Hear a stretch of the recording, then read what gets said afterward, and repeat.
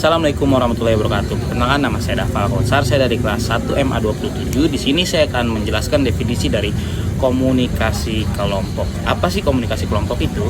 Komunikasi kelompok adalah komunikasi antara seorang dalam orang lain dalam kelompok. Pengertian berkelompok menurut Robert F. Bales dalam Chart dan Semafor tahun 1970. Kelompok kecil, sejumlah orang yang terlibat dalam interaksi satu sama lain dalam suatu pertemuan yang bersifat tatap muka. Apa aja sih karakteristik kelompok? 1. Memiliki tujuan tertentu. Tujuan merupakan hasil akhir yang ingin dicapai oleh suatu kelompok. Tujuan tersebut bervariasi untuk setiap kelompok. Karena pertama, setiap kelompok memiliki latar belakang atau asal mula pendirian kelompok yang berbeda-beda. Kedua, kepentingan dari anggota-anggota kelompok dalam suatu kelompok tertentu akan berbeda dengan anggota-anggota kelompok lain. Ketiga, tujuan kelompok juga dipengaruhi oleh kejelasan dalam memiliki anggota dan pemimpin kelompok, kejelasan tujuan dan aktivitas kerja, dan lain-lain.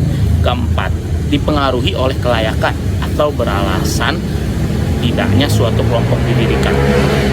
Kedua, yaitu norma-norma. Norma adalah suatu standar atau ukuran yang menentukan penerimaan perilaku dalam kelompok.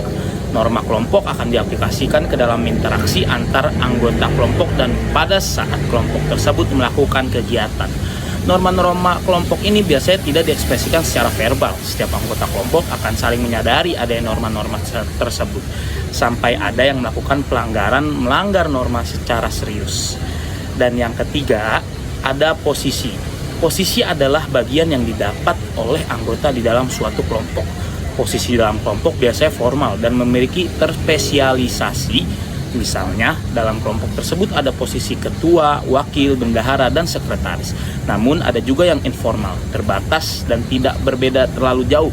Misalnya yang ada hanya fasilitator dan anggota. Apapun klasifikasi posisi anggota dalam kelompok, bagian yang diambilnya atau dimainkannya akan sesuai dengan apa yang diberikannya.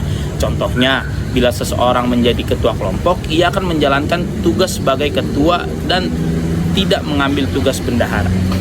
Dan yang keempat, peran dekat dengan posisi. Bila posisi adalah bagian yang didapatkan anggota dalam suatu kelompok, maka peran merujuk pada perilaku yang diasosiasikan dengan posisi. Peran dapat menjadi konflik apabila terdapat ketidaksesuaian pembagian peran. Dengan kata lain, konflik kelompok dapat terjadi apabila pertama, terdapat perbedaan di antara bagaimana anggota kelompok memainkan peran dan anggota lain berpikir bagaimana seharusnya hal tersebut diperankan. Dan yang kedua, adanya anggota kelompok yang melakukan suatu tindakan dan anggota lain berpikir bahwa ia harus bertanggung jawab atas tindakannya yang telah dilakukan. Kelima, struktur. Posisi dan peran tidak berdiri terpisah. Dalam kelompok tidak akan ada pemimpin jika tidak ada pengikut. Pola-pola hubungan di antara posisi dan peran yang dihadirkan dalam kelompok disebut sebagai struktur. Ada kelompok yang peran dan posisinya sangat jelas, khususnya penghargaan anggota terhadap otoritas dan kekuasaan. Ini disebut sebagai sistem sentralisasi. Ada pula kelompok yang posisi dan perannya sangat langgar, di mana anggota kelompok bisa berbagi peran. Ini disebut sebagai sistem desentralisasi.